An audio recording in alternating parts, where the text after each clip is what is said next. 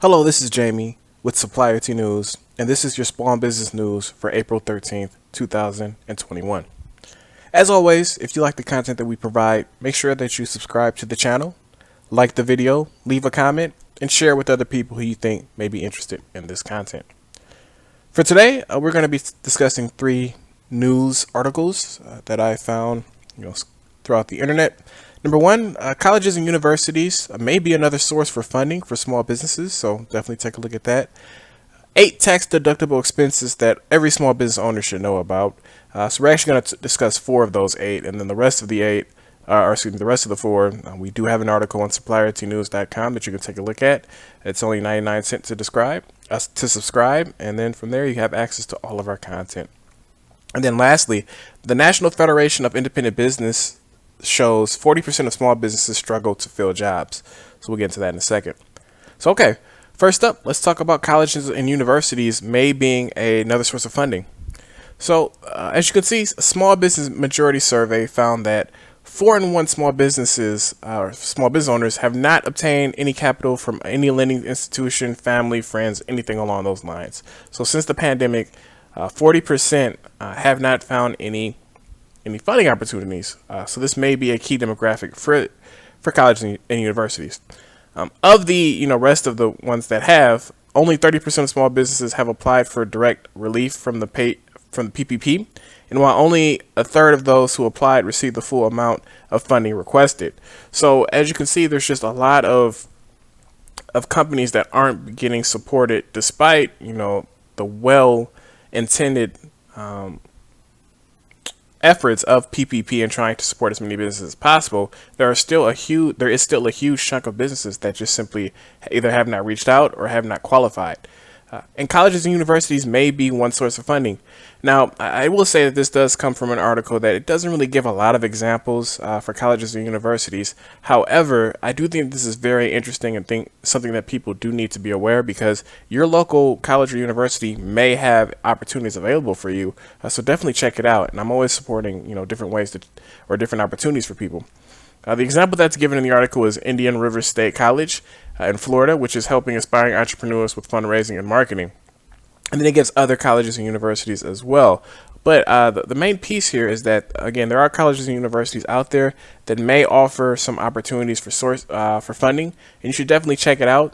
They may have different departments that cater strictly for entrepreneurs and entrepreneurs in the local area, as well as their college itself. So definitely check it out if you're finding issues with other lending institutions. Just if you need the money, just try to tap into as many sources as possible to get that.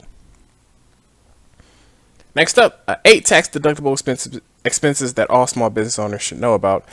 So as you can see here, the 4 that I've decided to highlight are startup costs, home office expenses, utilities, and mileage. Mileage is a really big one. But for startup costs, just keep in mind that, as you're starting up your business, anything that goes towards things such as, payment for your LLC, for example, maybe even payment for, as you can see, marketing research, paying your tax account, just anything as you're building everything up, just keep in mind that up to $5,000 is tax deductible.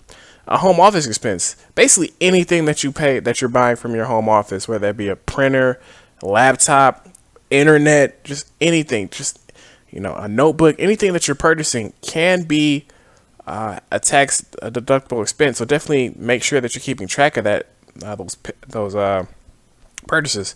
Utilities as well. So I said Wi-Fi, but your phone, cable, electricity, just anything. Essentially, when you're owning a small business, especially if you're operating out of your home, you have tons and tons of opportunities to deduct taxes from there. And then the last piece of the 4, we do have 4 additional ones on our suppliertnews.com if you want to check that out. But mileage as well. Now this one's a little bit tougher to keep track of because you do kind of have to record that on a daily basis.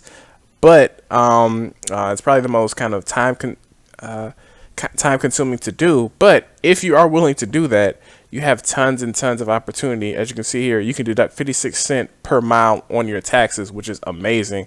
And if you can, if you're one of those people who can document it to that T, then this is definitely, these 4 to begin with are just some 4 ideas that you can start with in terms of ways to deduct your taxes. Lastly, the NFIB shows 40% of small businesses struggle to fill jobs. So as you can see here, again, the 40% piece are struggling to fill vacant jobs. I've done a ton of surveys recently that have come out. I mean, I guess this is survey season for small businesses that have talked about anything from fears of inflation to jobs hiring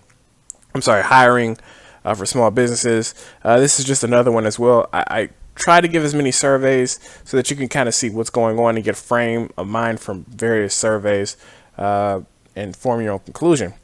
Moody's Analytics chief marketing economist shared his thoughts on the issue. So he just gave a couple of reasons. One would be obviously fear of the pandemic. Another reason would be people are still taking advantage of unemployment. And then lastly, despite everything, or not despite everything, I apologize. But in order for small businesses to stay competitive, they have increased their the salaries for workers to entice them to come back to work. So just a couple of different ideas that small businesses or not ideas, but a couple of different issues that small businesses are struggling with. If you're struggling with this, just know that you are not alone. I reviewed other surveys that have kind of shown where small businesses think that this is going because states are going to be opening up throughout the summer. There is a really big survey where small businesses do believe that things will get better, especially when it comes to the summertime. So again, this is just kind of one survey that we can take a look at that discusses small businesses and where they're at today. And lastly, this was based off of February, as you can see, at the last point, February numbers. So just keep that in mind. With that being said, this is kind of the small business news for today. As always, if you like the content we're producing, make sure you subscribe to the channel. The more subscribers we get, the more it really supports what we're doing here. And we really appreciate it. Make sure you leave a like, it helps the algorithm. Leave a comment, and also, you share this with other users who you think may enjoy this information. Okay? With that being said, thank you so much for your time, and as always, have a great day.